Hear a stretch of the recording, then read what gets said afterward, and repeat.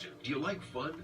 Of course you like fun. Who doesn't? Fun is, well, fun. So if you love fun, then you'll love the 4 new October Instant Games from the Tennessee Lottery. They're fun, they're easy, and they have top prizes from $1,000 all the way up to $1 million. Of course, we can't promise you'll win, but we think you'll have fun, which is nice. October Instant Games, only from the Tennessee Lottery. Game-changing fun. Just remember to play responsibly.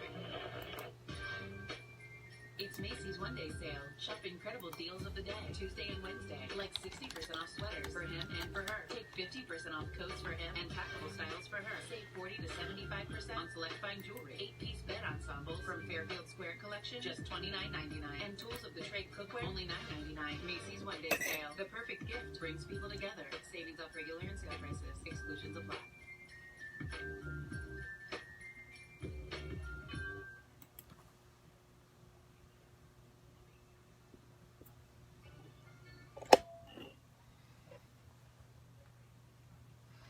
I am Marky Pilson.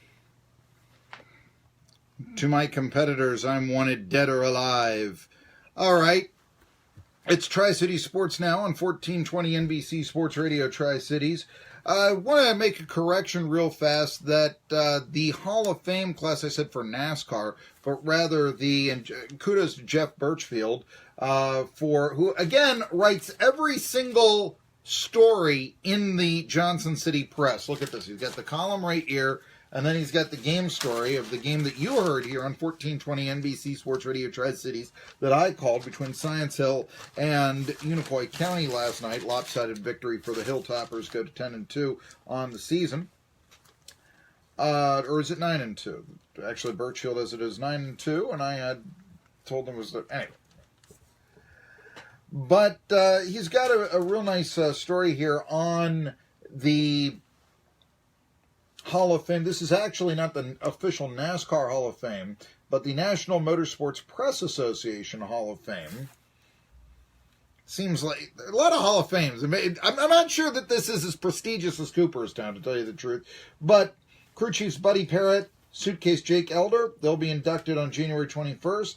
Along with Terry Labonte, a favorite of mine, if for no other reason than he had a cameo in the Dukes of Hazzard, and Donnie Allison.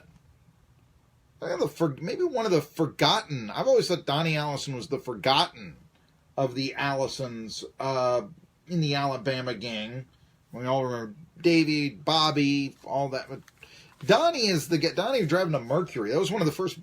I remember that. I remember putting together that model as a kid, as a matter of fact. But anyway, what are you going to say? All these guys deserve it. Even, Donnie. It's nice to see Donnie Allison remembered. I mean, that's the comment that I can make. And you know what else? Terry Labonte, the history of BMS, his rivalries with Dale Earnhardt, late 90s. You can't tell the story of Bristol without Terry Labonte. You could probably tell the story of the Dukes of Hazzard without him, because it was just a cameo, and two-parter. It was called Undercover Dukes. Bo went back onto the NASCAR circuit, if you remember that one. And all. You cannot tell the story of the Dukes, however, without Cale Yarborough. The other Hall of Fame to talk about, there are two. The All-State Sugar Bowl announced their inaugural Hall of Fame class, and a lot of people have talked about Johnny Majors being part of it, not only as a halfback on the 56 Vols, and the 56 Vols, he played in that game, but I'm trying to remember. I know 56, Tennessee was undefeated, but I thought they went to the Cotton Bowl and lost to Baylor that year. I'd have to go and check. Forgive me, it's a little before my time, but I do kind of know the history. Majors, though, deserve the Heisman Trophy, certainly. That really is. Paul Hornung with a 3-13 touchdown to interception passing ratio that year. But more than that, he also was a head coach, won the national championship at Pitt behind fellow inductee Tony Dorsett, and it was pronounced Dorsett in those days, in 77. He also knocked Miami from winning a fifth national championship out with a Sugar Bowl victory back in 85 with Chris White and company. Was the 86 Sugar Bowl. I think the way that they're looking at this now that I see it, it was the Sugar... I'm trying to remember, he did play in the 56 Sugar Bowl, but I'm going to have to look up what the accomplishment was. And certainly as a coach, he won 3 in the 91 Sugar Bowl. Might want to try to get Johnny Majors back on the show to talk a little bit about this. But the other names, I mean, these are just football legends. Sammy Baugh, who played in the 36 Sugar Bowl with TCU. Raymond Brown from Ole Miss. Frank Broyles, Georgia Tech and Arkansas. He coached or he played in one for Georgia Tech, coached in 4 others for Arkansas back in the 60s. Bear Bryant, yeah, of course. Actually, Bear Bryant took Kentucky to the Sugar Bowl. They won the SEC in 1950. It's their only outright SEC title. Babe Parilli, the quarterback back then. Chuck Dickus of Arkansas, the aforementioned Dorsett. How can you tell the story without Bo Jackson? There was some talk that when Bo Jackson led Auburn to a 9-7 victory in the Sugar Bowl back in 84, that Auburn would be worthy of the national championship.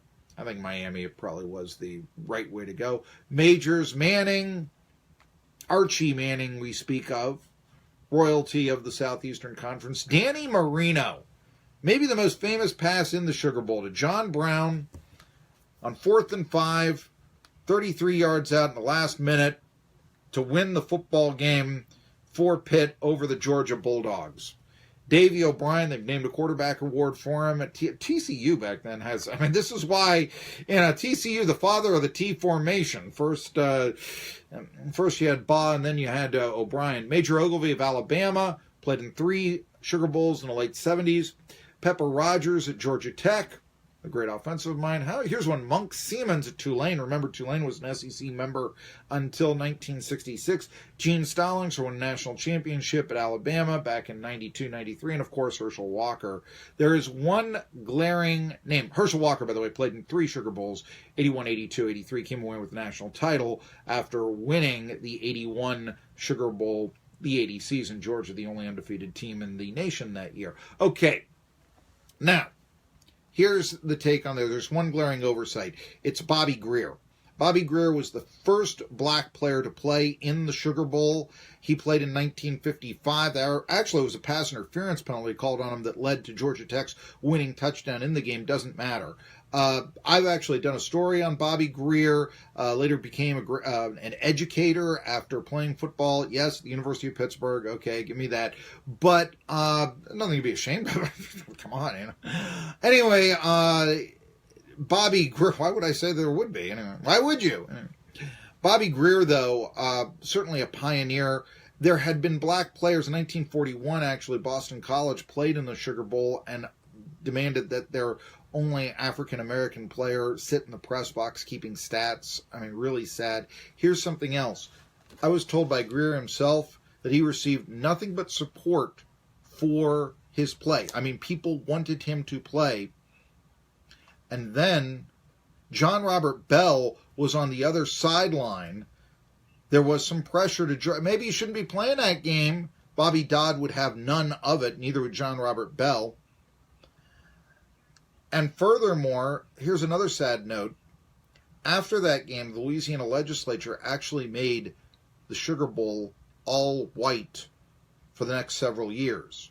Probably prevented Pitt from getting a bowl bid to that bowl in 63. They actually finished third in the nation, no bowl. Bobby Grier deserves to be in the Sugar Bowl Hall of Fame for no other reason to atone their past sins. You heard me play Bon Jovi at the start of this segment. Bon Jovi is in the Rock and Roll Hall of Fame. They are, in my opinion, the most deserving of the members that have been selected. Among them, the Cars. By the way, Rick, way to keep Paulina. I'm impressed. Dire Straits, Moody Blues, Nina Simone. Also, gospel pioneer Sister Rosetta Tharpe. She received the award for early influence. Anyway, and Josh Brown really likes that nomination as well. I would certainly take Bon Jovi over Def Leppard. It was one of the people considered. Also, Jay Giles Band, certainly. Much bigger in that era. And also, I really wanted to say I love this because I remember when Bon Jovi did the kickoff concert about 10 years ago in the NFL, and you had idiots on ESPN saying, Bon Jovi, won't they be at the state fair? This is why ESPN fails. They are totally out of it with the culture.